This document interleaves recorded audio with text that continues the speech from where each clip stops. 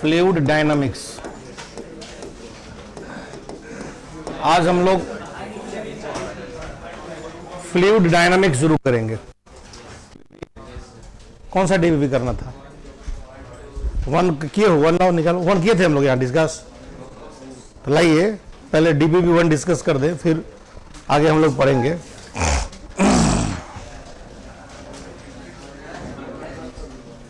DPP one पहले discuss कर देते हैं, तब हम लोग फ्लूइड डायनामिक्स पढ़ेंगे, ठीक है ना? लाओ दे दो। वो वन में क्या है?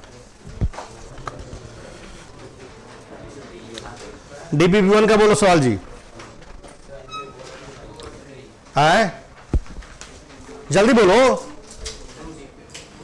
टू में क्या कर रहा है कि when equal volume of two substances are mixed, the specific gravity of mixture is 4. When equal weight of the same substance are mixed, इसे तो केमिस्ट्री वाला खूब सवाल कराता है तुम लोग केमिस्ट्री में, कि जब इक्वल वॉल्यूम मिक्स किए तो ये रिलेटिव डेंसिटी है, तो इक्वल मास मिलाएंगे तो क्या रिलेटिव डेंसिटी होगा। ये सब सवाल तुम लोग नहीं पढ़ते हो जी। ऐसे ऐसा सवाल हमसे पूछता है। देखो इधर, जैसे मान लीजिए दो अलग अलग सब्सटेंस है, उसका इक्वल वॉल्यूम को मिक्स कर दिया गया, तो स्पेसिफिक ग्रेविटी कितना है? 4 है। स्पेसिफिक ग्रेविटी का मतलब क्या? स्पेसिफिक ग्रेविटी का मतलब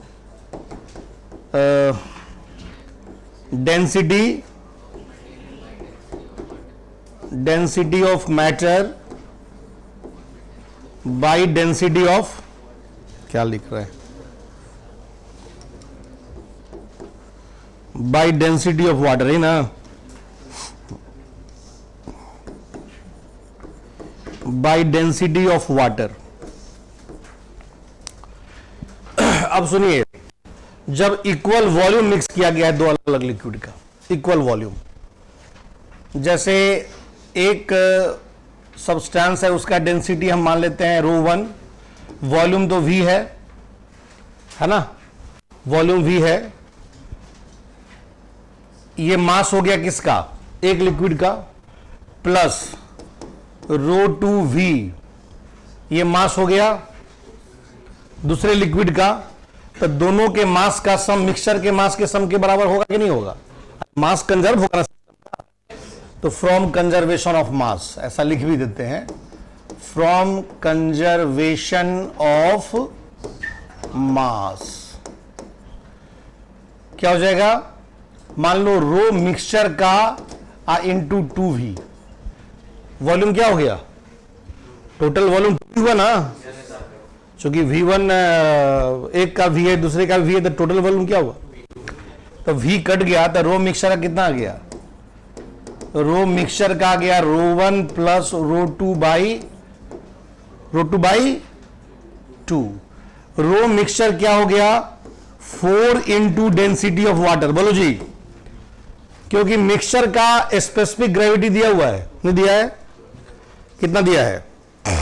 specific gravity of mixture when two equal volume of substance are mixed, specific gravity 4 है, तो 4 इंटू रो वाटर करेंगे तो रो मिक्सचर निकल गया। ρ1 को भी लिखो, इसका स्पेसिफिक ग्रेविटी S1 कर लो, किसका? एक वाले का, इंटू रो वाटर, दूसरे का स्पेसिफिक ग्रेविटी S2 कर लो, रो वाटर, अब बाई 2, तो रो वाटर कट गया ना, तो 4 is equal to S1 plus S2 by 2। एक इक्वेशन आ गया। अब क्या कर रहा है? जब दोनों का मास इक्वल मिक्स किए हैं, तब रिलेटिव डेंसिटी कितना है?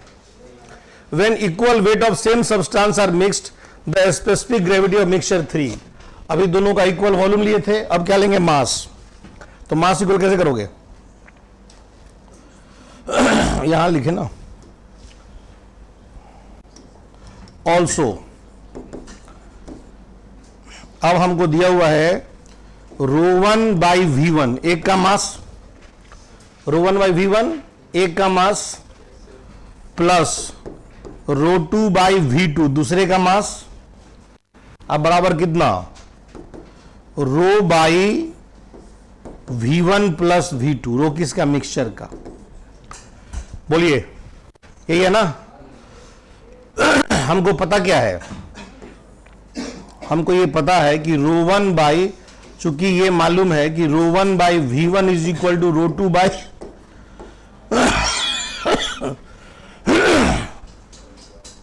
ये दिया हुआ है, सही है ना। तो V1 V2 का वैल्यू हम लोग यहां पे रख दें, एक टर्म में सबको लिख दें। अगर एक टर्म में यहां पर ऐसे करो,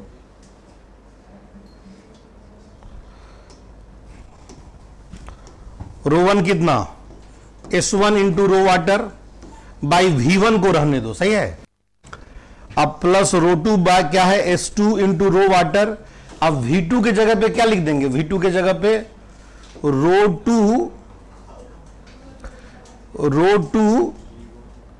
V1 बाई ρ1, यही ना, ये लिख देंगे is equal to rho mixture. Rho mixture हो गया वही एस मिक्सचर का into rho water divided by कितना, V1 प्लस V2, यही है ना। तो V1 को हम लोग रहने दिए, अब V2 को कितना लिख रहे हैं, ρ2 V1 बाई ρ1, यही ना। अब देखो ना, सब में V1 कट गया, इक्वेशन क्या आ गया तुम्हारा, क्या इक्वेशन आ गया बोलो,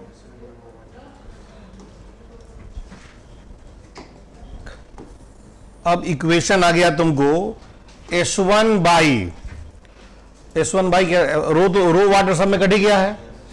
अच्छा, ρ2 बाई ρ1 को S2 बाई S1 भी लिख सकते हैं, क्योंकि रो वाटर कट जाएगा।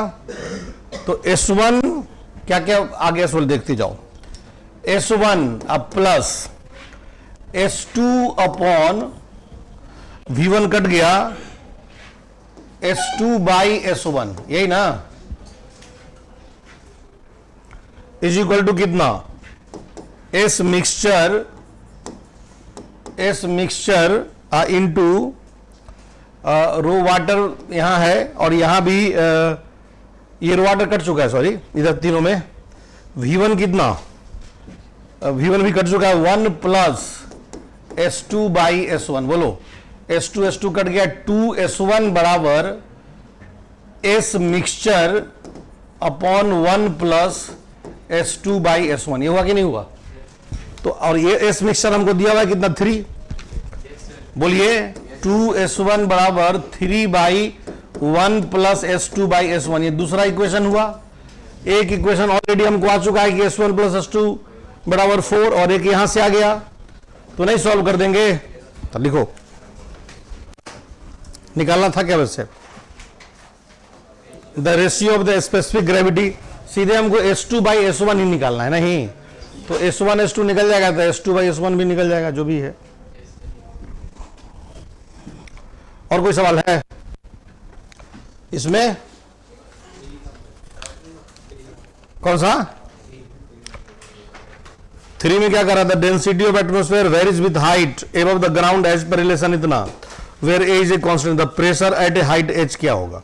हाँ, तो क्या दिक्कत है, h हाइट पर प्रेशर निकाल दो, लेकिन ऑप्शन थोड़ा इसका गलत है, कुछ लिख दिया है, कैपिटल H क्या है पर, और स्मॉल h क्या है, अच्छा स्मॉल h और कैपिटल H दिया है ना, अच्छा कैपिटल H है, हाइट h, वही ना, तो कैपिटल H भी दे दिया है, स्मॉल h भी दे दिया है, दोनों तो हाइटे है, ये क्लियर नहीं हो रहा है, एक ही h होना चाहिए था, वही हमको याद था कि इसमें कुछ ऑप्शन का प्रॉब्लम है। वैसे हम निकाल देते, इस तरह का सवाल कैसे होगा। आगे बढ़ते हैं, तीसरा सवाल देखा जाए, डेंसिटी जो दिया हुआ है ना, डेंसिटी बराबर दिया हुआ है रो नॉट ई इंटू माइनस ए, और कैपिटल H को ना, कैपिटल H को हम y लिख ले रहे हैं, ठीक है, कैपिटल H नहीं लिख रहे हैं, y लिख रहे हैं, है ना, एक ही H में आंसर आएगा। y क्या है, हाइट फ्रॉम द, जैसे कैपिटल H क्या लिखा हुआ था, एबव द ग्राउंड, तो हाइट क्या है, हाइट फ्रॉम द ग्राउंड हो गया, माने कैपिटल H के जगह पे हम y लिख लिए हैं, समझना बात को। अब क्या होता है, H हाइट पे ग्राउंड से ये ग्राउंड है आपका, ठीक है। करा कि the density of atmosphere where A is a constant, और रो नॉट क्या नहीं लिखा है, रो नॉट, अच्छा रो नॉट के टर्म में निकाल देना है, ठीक है, कोई बात नहीं।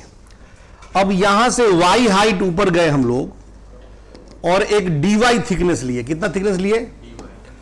क्यों dy थिकनेस लेना पड़ा? क्योंकि प्रेशर डायरेक्ट रो जीएच नहीं कर सकते हैं।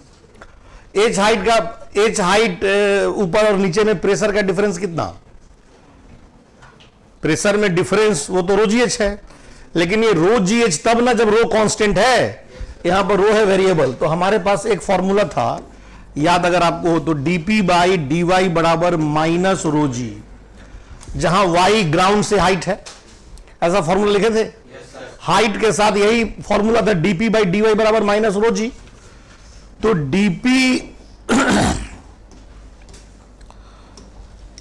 dp जो है वो कितना हो गया? माइनस रो के जगह पर कितना?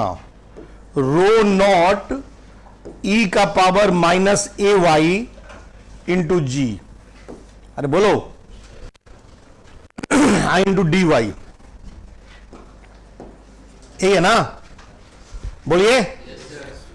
अब इसको कर दो इंटीग्रेट, तो integration of DP minus rho naught G बाहर रहेगा, इंटीग्रेट हुआ E A Y D Y, कितना आया ये?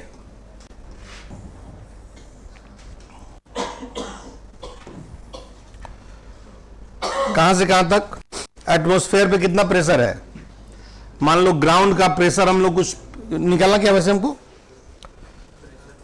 The pressure at a height H, वही ना, प्रेशर डिफरेंस निकलेगा, हाइट पे भी नहीं निकलेगा। खैर चलिए हम लिख रहे हैं यहां पर पी नॉट, ग्राउंड का प्रेशर पी नॉट और एच हाइट का प्रेशर पी मान लिए, और हाइट कहां से कहां तक वेरी किया? 0 से एच तक। तो पी माइनस पी नॉट में निकलेगा, ये कितना आया? Minus rho naught G A, sorry, E का power minus A Y upon minus A. Integration कैसे करते हैं? एक्सपोनेंशियल का इंटीग्रेशन उतना ही रह जाता है, बस केवल y का जो कोफिशिएंट उसे डिवाइड होगा, तो माइनस ए से डिवाइड हो गया, कहां से कहां तक? 0 से h तक काम हो गया, बोलो।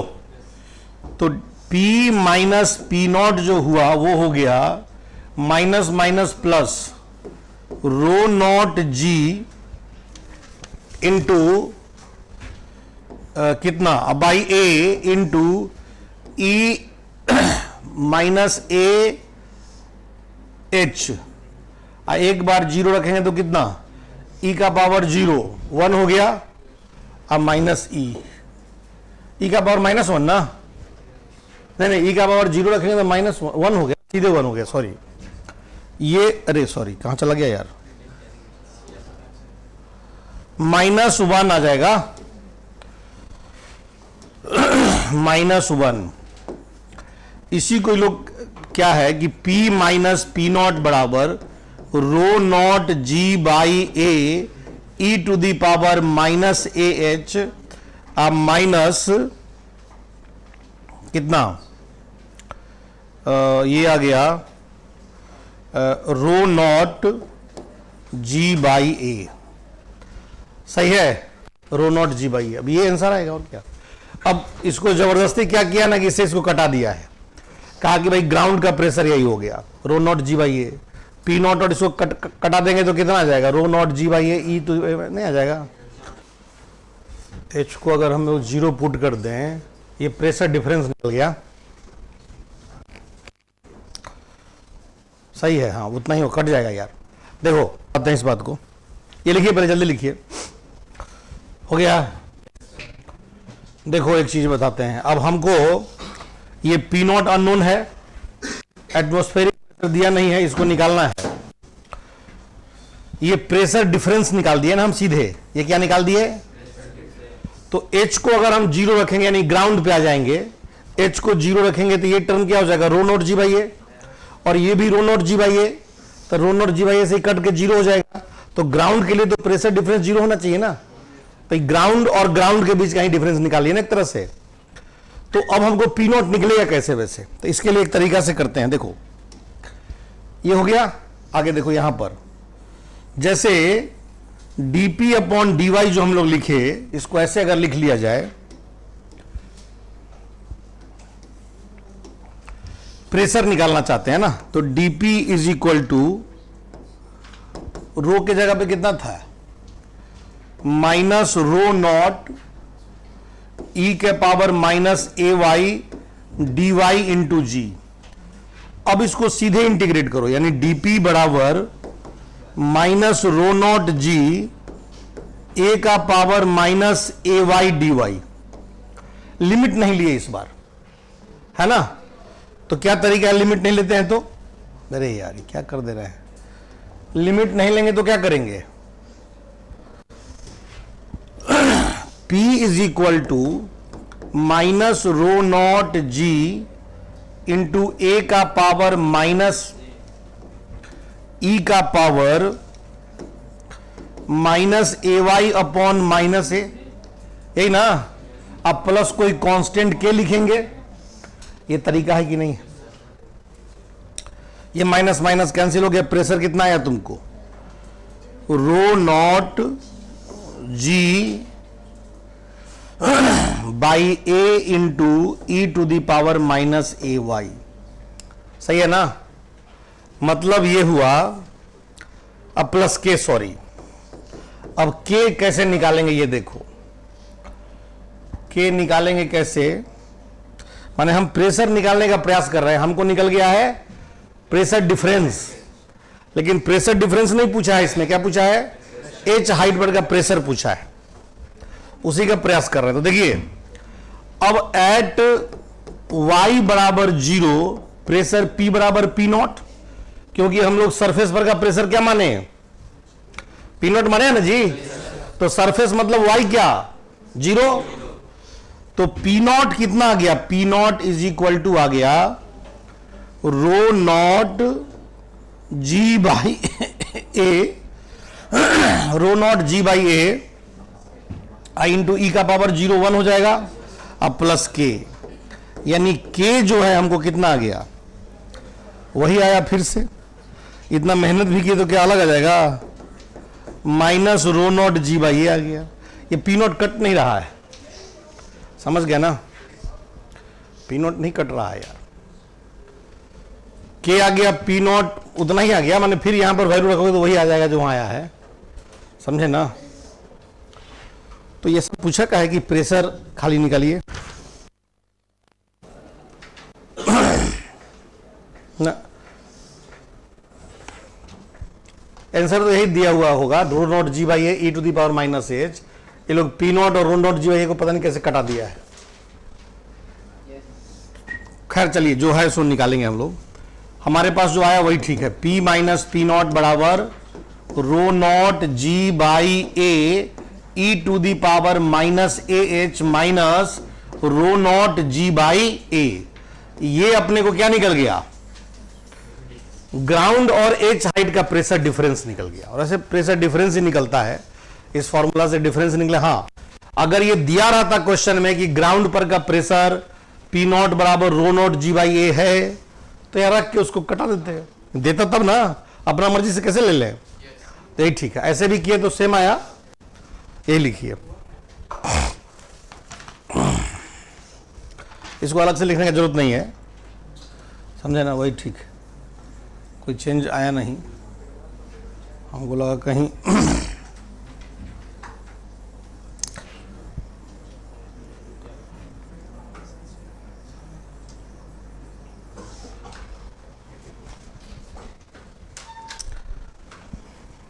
वैसे जबरदस्ती कहोगे तो आंसर मिला देंगे हम। जबरदस्ती ये है कि इसको अगर हम h को 0 करेंगे तो ये टर्म और ये टर्म बराबर हो जाएगा, मतलब ये टर्म और ये टर्म बराबर हो जाएगा, तो ये टर्म किसके बराबर होगा, इसके, और ये टर्म किसके बराबर होगा। जैसे कहने का ये मतलब हुआ कि h को अगर हम 0 करेंगे तो h को हम 0 करेंगे तो p बराबर p नॉट हो जाएगा, और ये वाला टर्म कितना हो जाएगा, तो रो नॉट जी बाई ए, ऐसे समझो, जब पी को पी नॉट कर देंगे तो ये P not minus P not इधर होगा, होगा ना। अरे भाई हम एच को जीरो कर दिए, मतलब प्रेशर कहां का ले रहे हैं, ग्राउंड का, तो ये पी भी पी नॉट हो गया और ये तो पी नॉट था ही। अब बराबर ये भी रो नॉट जी बाई ए हो गया, अब minus rho naught ji by a हो गया। तो पी नॉट किससे कंपेयर हो रहा है, देखो ना, इधर भी जीरो इधर भी जीरो, इसका मतलब है कि पी नॉट कितना होना चाहिए, रो नॉट जी बाई ए। ऐसे करके कुछ आंसर मिला सकते हैं, है ना।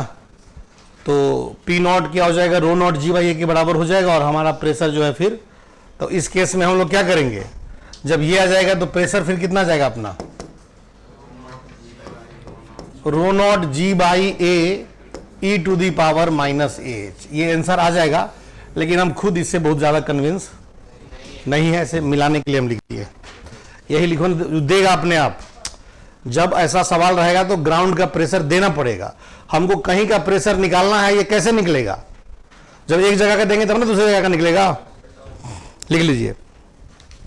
और क्या सवाल था, डीपीपी ने, बहुत जल्दी बोलो,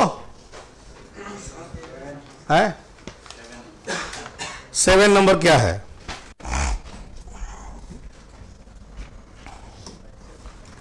क्वेश्चन नंबर 7 अगर देखा जाए एकदम आसान है सब सवाल। कह रहा है कि some liquid is filled in a cylindrical vessel of radius r, let be the force applied by the liquid on the bottom of the cylinder. Now the same liquid, पहले कर रहा है क्या कि एक लिक्विड है उसको सिलेंडर में ऐसे भर दिए, तो मान लो वो लिक्विड एच हाइट तक गया, एच हाइट तक गया, तो लिक्विड का वॉल्यूम क्या हुआ, पाई आर स्क्वायर एच।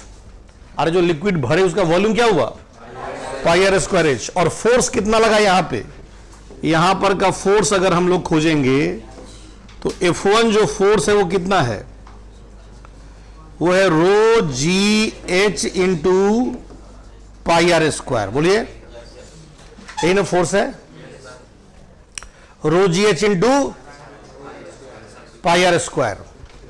अब दूसरा कहानी यहां पर है,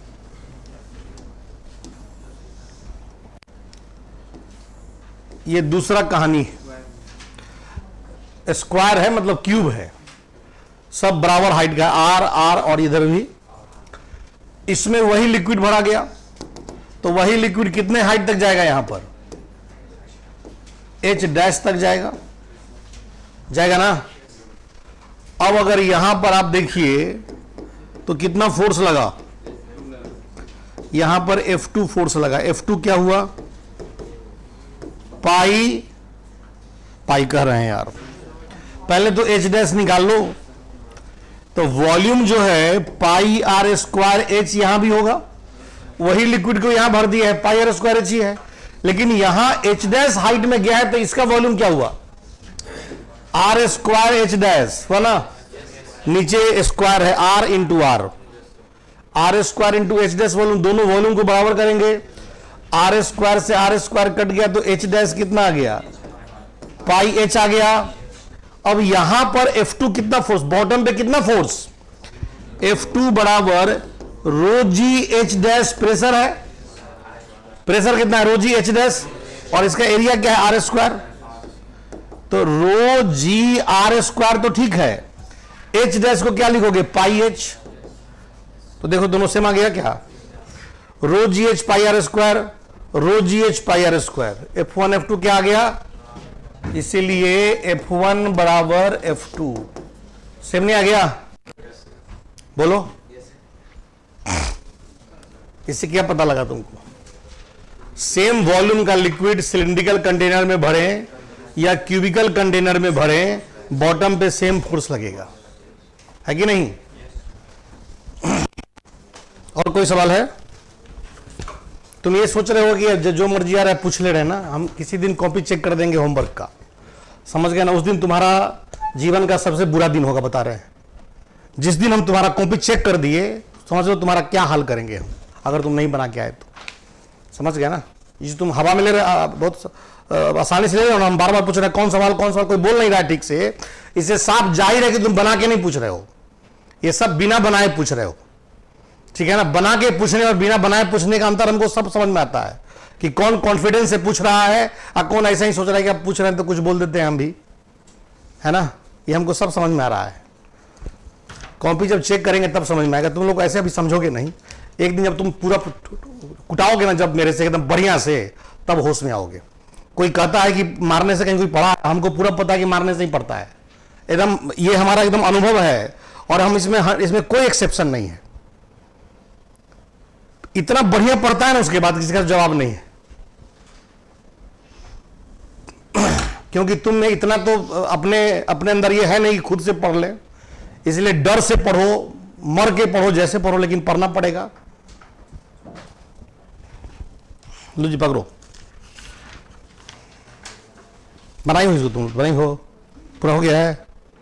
और कोई सवाल है? 12 में क्या कर रहा है? 12 में कह रहा है कि 2 communication vessel contain mercury. The diameter of one vessel is n times larger than the diameter of other. The diameter of one vessel is n times larger than the diameter of other. Column of water height h is poured into the left vessel. हाँ ठीक है।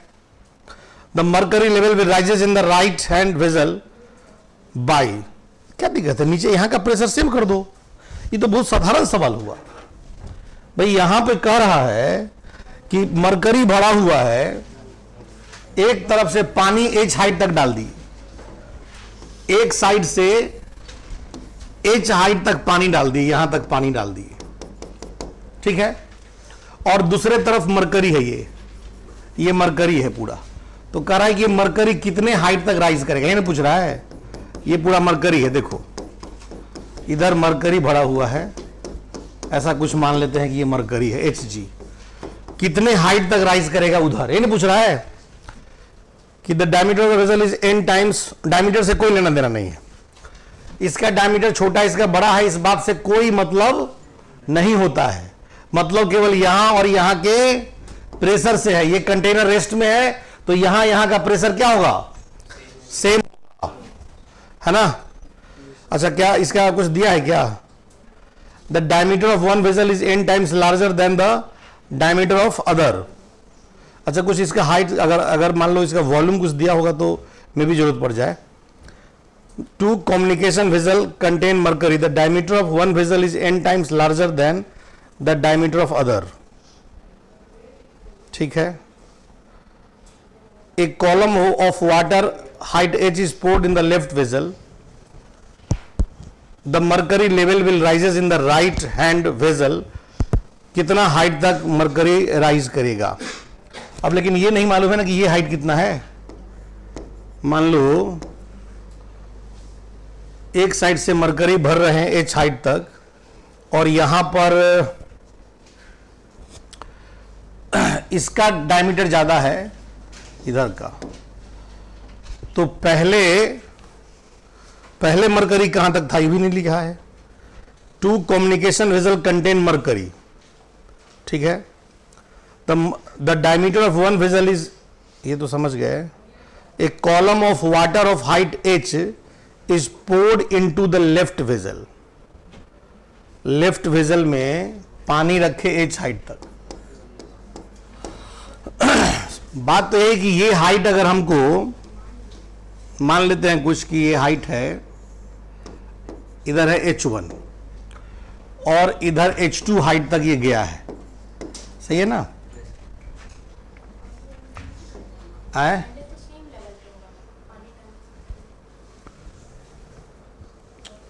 पानी डालने से पहले वो ठीक है, हाँ तो हम बढ़ाओ ना, वो ठीक है, हम H2 लिए नहीं, इसलिए कोई बात नहीं है, ठीक है। मान लो यहाँ तक चला गया ही ना, अब ठीक है। चलिए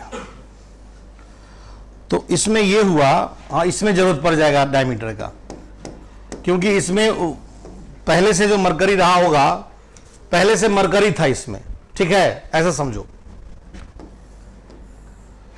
पहले से मरकरी था।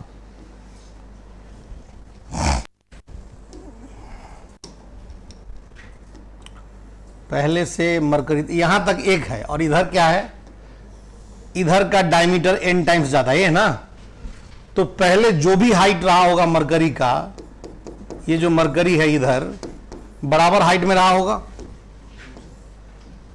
माने ये दोनों तरफ बराबर रहा होगा ना जी। ये मरकरी है अपना, कुछ ऐसा बनाओ कि मरकरी है ये,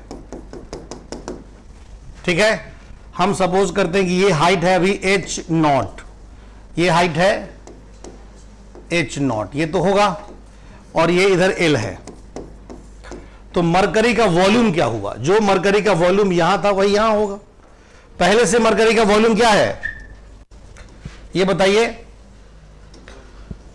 तो अगर इसका एरिया a है तो इसका एरिया n स्क्वायर a होगा, क्योंकि रेडियस n टाइम्स है, तो एरिया हो गया पाई आर स्क्वायर, तो एरिया n स्क्वायर टाइम्स हो जाएगा। चलो, तो यहां पर हम लोग क्या करते हैं, वॉल्यूम लिखते हैं मरकरी का। वॉल्यूम ऑफ मरकरी कितना होगा यहां पर, AH0, अब प्लस इधर देखो इसका भी एरिया A है, AL, किसका एरिया कहां से कहां तक, यहां से यहां तक, प्लस n स्क्वायर AH0। इतना वॉल्यूम मरकरी का पहले है कि नहीं, ये इनिशियली हम लोग बात कर रहे हैं, ये क्या है इनिशियली, सही। अब फाइनली क्या हुआ, ये फाइनली ये सिचुएशन है, तो यही किसके बराबर हो जाएगा ये बताइए। यहां भी जो मरकरी का वॉल्यूम है उसके बराबर हो जाएगा। तो यहां मरकरी का वॉल्यूम क्या है, ये H1 हो गया, क्या लिखेंगे AH1 अब प्लस AL, अरे AL तो रहेगा ही ना, अब प्लस n स्क्वायर AH2, यही हुआ। ये दोनों बराबर है तो AL से AL कट गया। अब अपने को इक्वेशन क्या आ गया कि AH0 plus n square AH0 is equal to H1 plus n square H2। बोलो ना यार, AH2, A कट गया सब में, A सब में कट गया, यानी अपने को आया कितना H0 into 1 plus n square बराबर H1 plus n square H2। ये एक इक्वेशन हुआ, बोलो यहां पर एक इक्वेशन आ गया। अब क्या है, यहां और यहां का प्रेशर सेम करेंगे, ये पॉइंट A है और ये पॉइंट B है। ध्यान दीजिए हम कैसे लिख रहे हैं,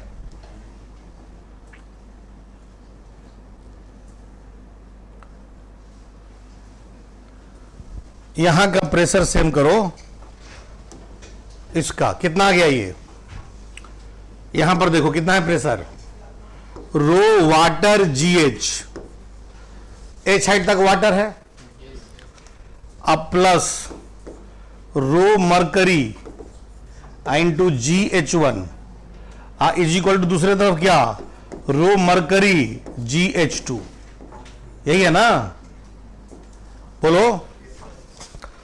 अब हम लोग आ जाएं कि वाटर का डेंसिटी रो और रिलेटिव डेंसिटी मरकरी का S, ठीक है।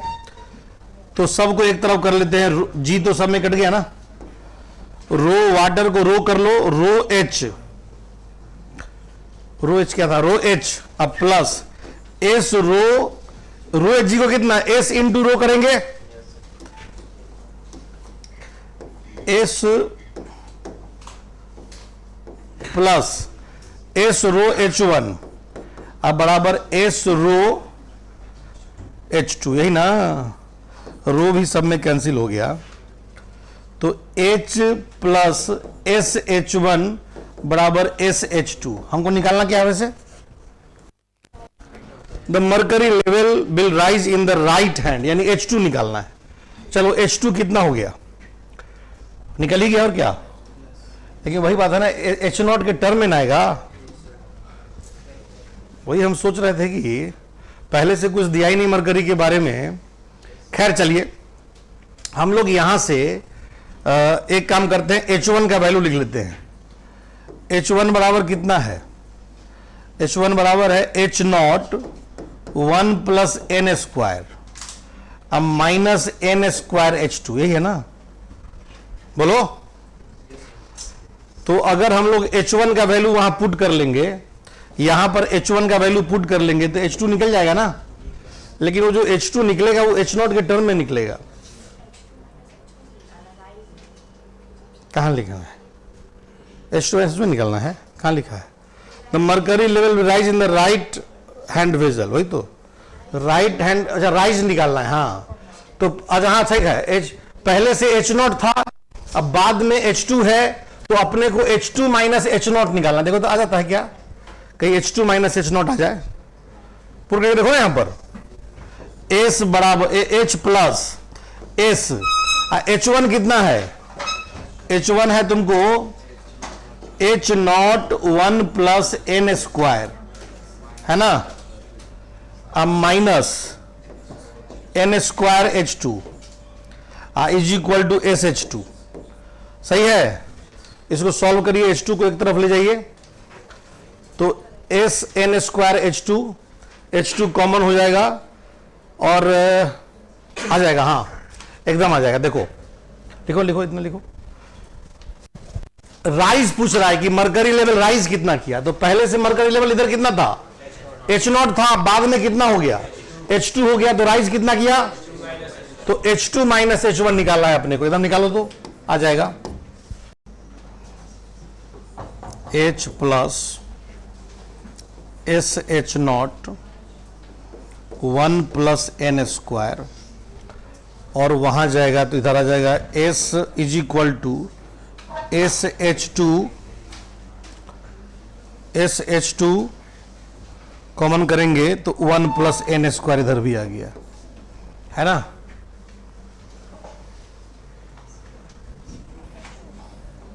ये क्या इंप्लाई, इससे क्या पता चला?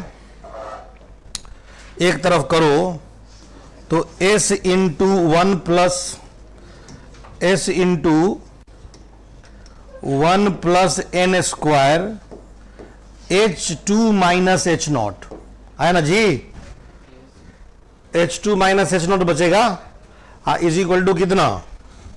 इज इक्वल टू H है ना, हाँ ठीक है। तो H2 माइनस H0 कितना आ गया? इधर लिख रहे हैं H2 माइनस H0 कितना आ गया? H by S into 1 plus N square, ठीक है। चेक करो,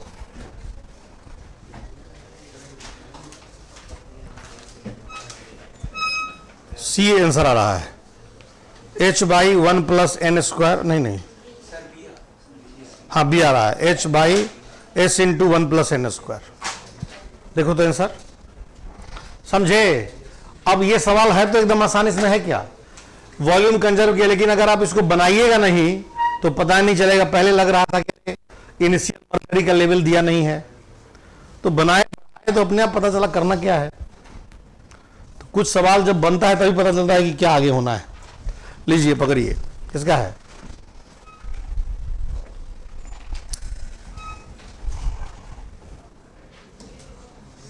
आगे देखो, फ्लूइड। अब हम लोग शुरू कर रहे हैं आगे fluid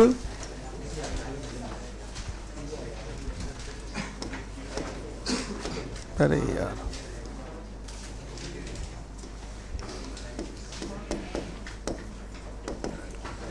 fluid dynamics. Fluid dynamics, अभी तक हम लोग फ्लूइड स्टैटिक्स पढ़ रहे थे, अब फ्लूइड डायनामिक्स में क्या पढ़ना है? तो फ्लूइड डायनामिक्स में हम लोग फ्लो के बारे में बात करेंगे, ठीक है। क्या लिखेंगे? In this section we study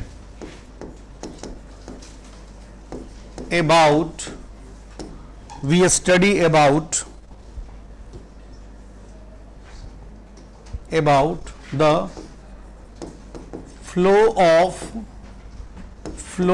fluid।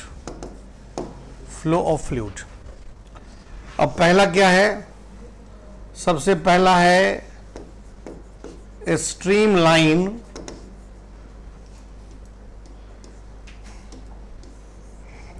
सबसे पहला बात करेंगे टाइप्स ऑफ फ्लो का, कितने तरह का फ्लो है। देखो टाइप्स ऑफ फ्लो, एक में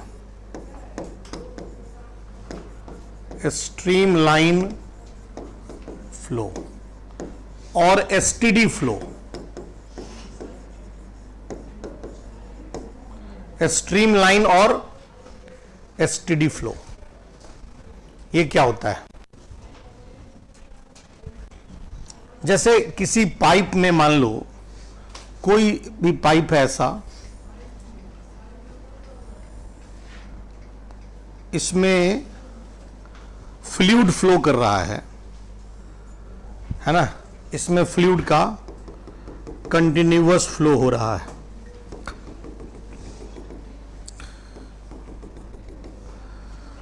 तो यहां वाले फ्लूइड के हर एक क्रॉस सेक्शन पे मान लो ये v1 वेलोसिटी है, तो हर एक एलिमेंट का वेलोसिटी क्या है? v1 ही है। देख रहे हो? मान लो यहां पर कोई क्रॉस सेक्शन पकड़ लिया यहां पर, और यहां भी फ्लूइड ऐसे फ्लो कर रहा है। अगर एक एलिमेंट का वेलोसिटी v2 है तो सबका वेलोसिटी क्या है? v2 ही है। तो किसी गिवन क्रॉस सेक्शन पे अगर फ्लूइड के हर एक एलिमेंट का वेलोसिटी सेम हो तो ऐसे फ्लो को हम बोलते हैं स्ट्रीमलाइन और एसटीडी फ्लो। क्या होना चाहिए? किसी गिवन क्रॉस सेक्शन पे वेलोसिटी हर एक पार्टिकल का सेम होना चाहिए। यहां देखो, ये अगर निकल रहा है यहां से, अगर ये v3 है, ये v3 है, ये v3 है, तो सब v3 है। देख रहे हो? है ना? तो ऐसा फ्लो की बात करेंगे, लिखेंगे if the velocity of each fluid elements if the velocity of each fluid elements at a given cross section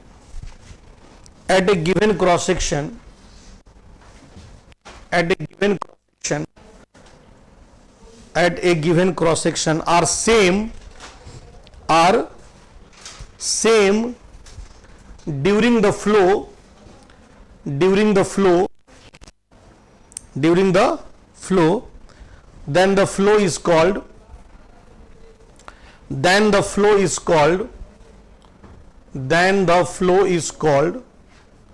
a streamline or STD. Then the flow is called a streamline or STD. Figure बनाओ, ठीक है? ये streamline flow की बात हुई। आगे बढ़े। दूसरा है टर्बुलेंट फ्लो।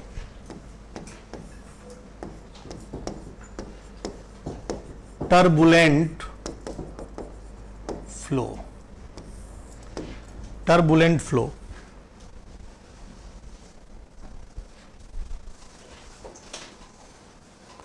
टर्बुलेंट फ्लो, ठीक है? क्या होता है टर्बुलेंट फ्लो में कि जैसे अगर एक ऐसा सिचुएशन ले रहे हैं हम, इसमें फ्लो कर रहा है और ऐसा कुछ व्यवस्था बनाए कि ये ऐसे फ्लो कर रहा है, ऐसा देखो इस तरह से निकल गया। जैसे पानी पटाते हैं, वो क्या बोलते हैं उसको, एक ऐसे निकला रहता है, वो फिल्टर जैसा बना रहता है और उसे ऐसे पानी पटाते हैं, सावर जैसा। तो उससे जो निकलता है पानी वो कैसा रहता है? अलग अलग डायरेक्शन में रहता है। तो एक ही क्रॉस सेक्शन पे अगर फ्लूइड एलिमेंट्स का वेलोसिटी डिफरेंट हो तो ऐसे फ्लो को हम लोग बोलते हैं फ्लो। जैसे पौधे में पानी पटाने वाला जो वो है, नाम अभी हम उसका भूल रहे हैं, क्या बोलते हैं यार, बड़ा अच्छा नाम है। ऐसा नहीं रहता है कि जो पानी पटाने वाला है कैसा,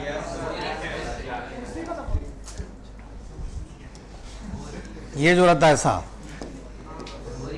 जिसमें पानी पटाते हैं ऐसे ऐसे, ऐसा वाला जो गिरता रहता है, नहीं रहता है, पकड़ के इधर इधर हैंडल बनाता है, उसमें ऐसे पकड़ के पानी पटाते हैं, उसका नाम क्या है, नाम याद नहीं आ रहा है। तो इससे जो फ्लो हुआ वो कैसा फ्लो हुआ, टर्बुलेंट हुआ, क्योंकि एक ही cross section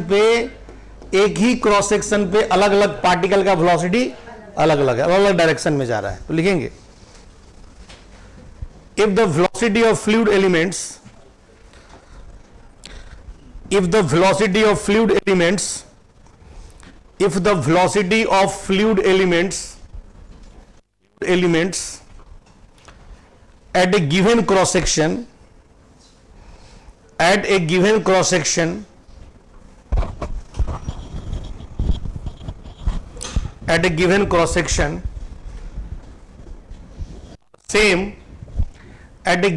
section are same, sorry, at a given cross section are different,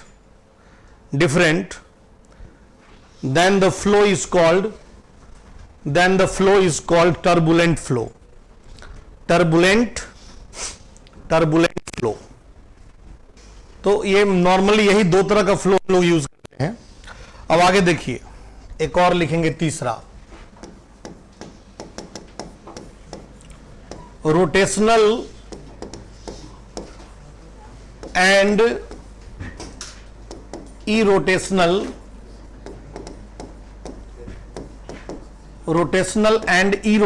flow. Rotational and irrotational flow.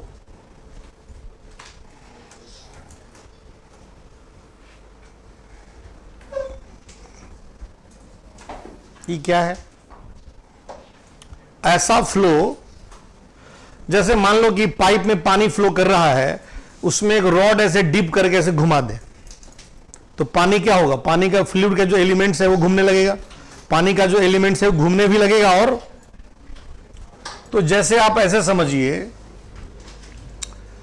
ऐसे किसी पाइप में पानी फ्लो कर रहा है, ये फ्लो कर रहा है, और साथ साथ फ्लो के पास कुछ एंगुलर स्पीड भी है, देख रहे हो, ऐसे फ्लो का क्या है, एंगुलर स्पीड भी है फ्लो के पास, ओमेगा है, जिसके कारण क्या हो रहा है, घूम भी रहा है और आगे भी जा रहा है। तो ऐसे फ्लो को बोलते हैं rotational.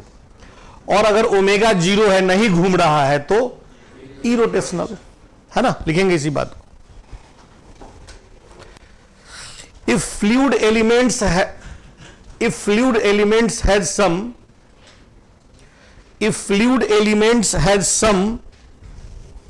has some non-zero angular speed, non-zero angular speed during the flow,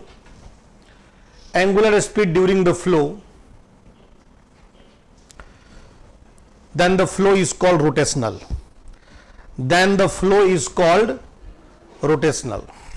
है ना, rotational. And if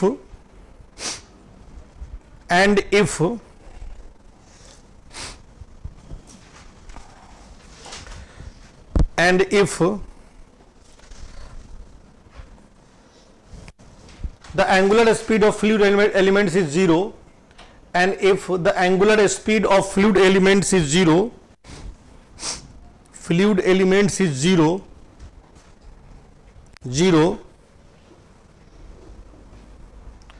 then the flow is called irrotational. Then the flow is called irrotational.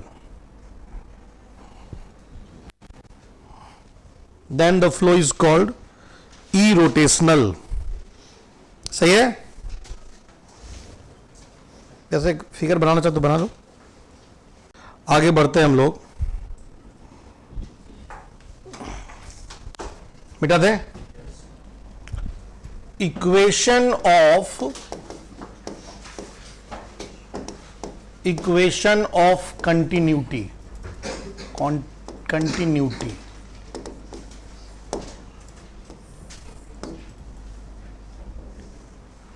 Equation of continuity क्या होता है ये? जैसे समझिएगा ध्यान से, अगर ऐसा एक पाइप है जिसमें लिक्विड का फ्लो हो रहा है, सपोज करो, है ना, ऐसे,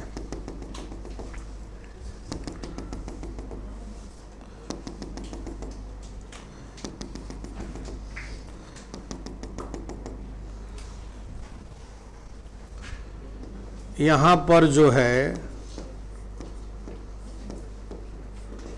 मान लो वेलोसिटी v1 है, फ्लूइड के एलिमेंट्स का वेलोसिटी v1 है, हम लोग स्ट्रीम लाइन फ्लो मान के चल रहे हैं, और यहां पर फ्लूइड के एलिमेंट का वेलोसिटी v2 है ना।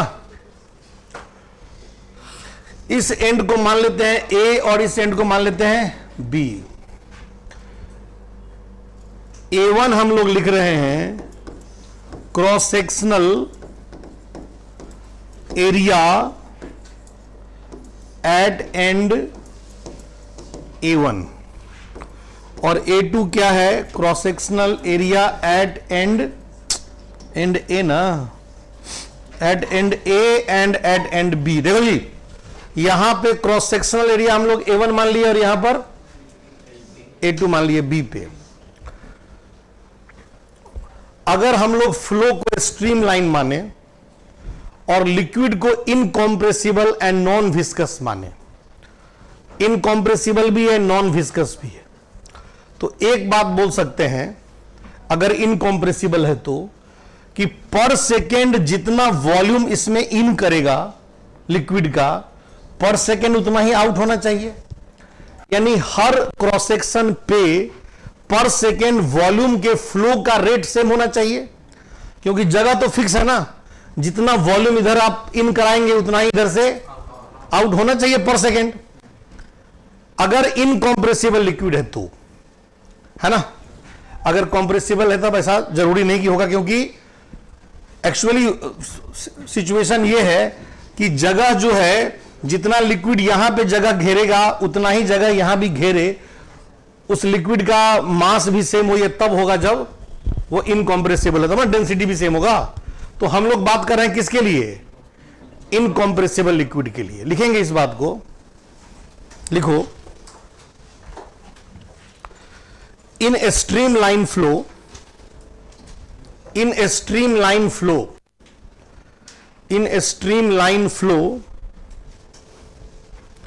इन a streamline flow, if liquid is incompressible, if liquid is incompressible,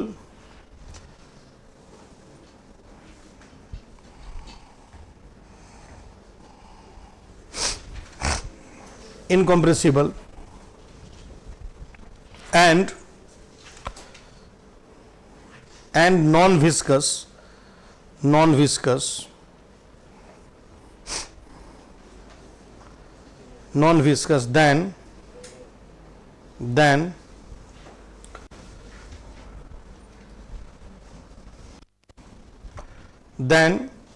the rate of flow of mass, then the rate of flow of mass, mass लिखो पहले, then the rate of flow of mass, ठीक है, और rate of flow of volume, और rate of flow of volume, rate of flow of volume at each cross section, at each cross section, at each cross section of pipe are same, are same। बात समझ गए? यानी हम ये बोल सकते हैं that is volume flow rate, that is volume flow rate remains same. बोलो, यानी delta V upon delta t at a बराबर delta V upon delta t at b. ये लिख सकते हैं कि नहीं लिख सकते हैं?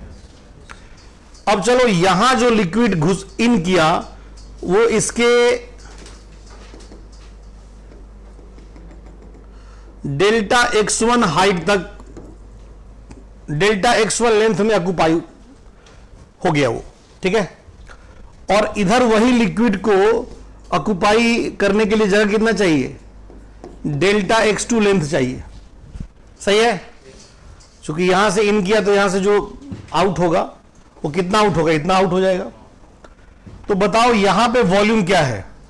यहां पे वॉल्यूम है A1 डेल्टा x1 अब by delta T.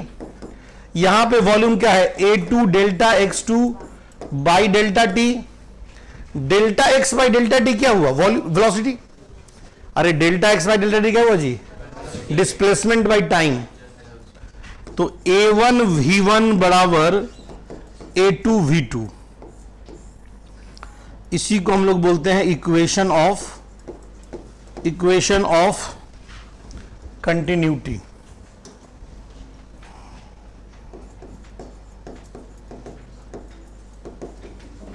Equation of continuity यानी किसी भी क्रॉस सेक्शन पे एरिया और वेलोसिटी का जो प्रोडक्ट है वो क्या होगा? सेम होगा। एरिया और वेलोसिटी का प्रोडक्ट क्या होगा? लेकिन कब? जब फ्लो स्ट्रीम लाइन, ठीक है। अब देखो, जैसे कहने का ये मेरा मतलब हुआ,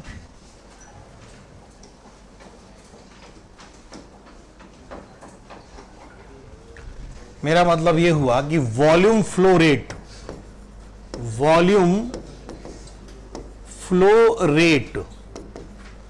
ये कितना है?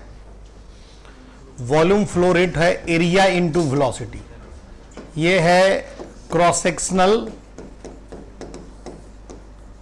एरिया ऑफ पाइप, और V क्या है?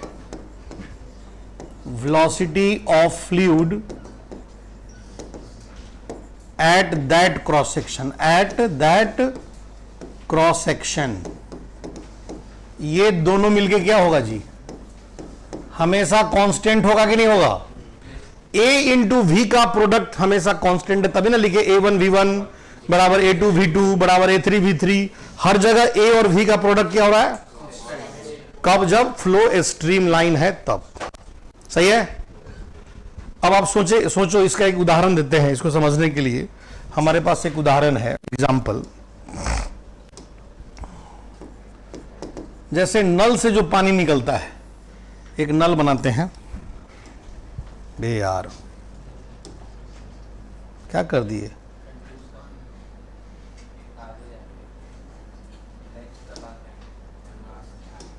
हाँ, ये देखो, यहां एक ये नल है, ऐसा रहता है ना। और नल से जब पानी गिरता है तो कुछ ऐसे गिरता है,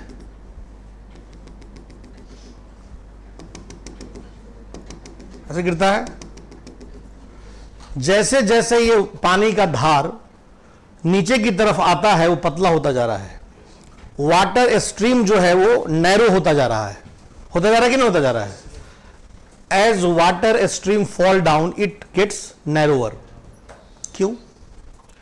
क्योंकि जैसे जैसे नीचे आएगा वेलोसिटी बढ़ेगा तो एरिया घटना चाहिए। एरिया घटना चाहिए मतलब नैरो होगा। अरे एरिया इंटू वेलोसिटी कांस्टेंट है भाई। वेलोसिटी बढ़ेगा तो एरिया घटेगा ना। तो नल से पानी खोल दिए, ऐसे गिरने दिए, तो ऊपर में धार मोटा है, नीचे में पतला है। क्यों? वेलोसिटी बढ़ गया इसलिए एरिया घट गया। लिखो इसी बात को एग्जांपल में।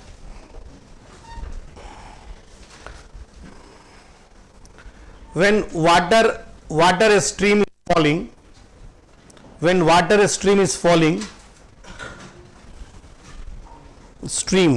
water stream is falling from tap water,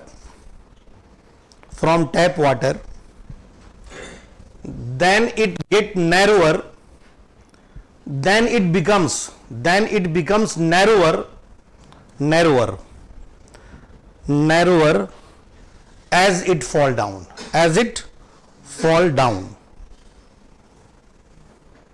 fall down, because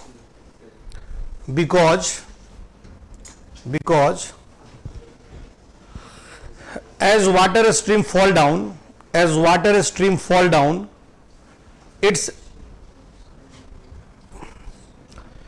its speed increases, its speed increases, so cross sectional area decreases, so cross sectional area, so cross sectional area decreases. ठीक है ना?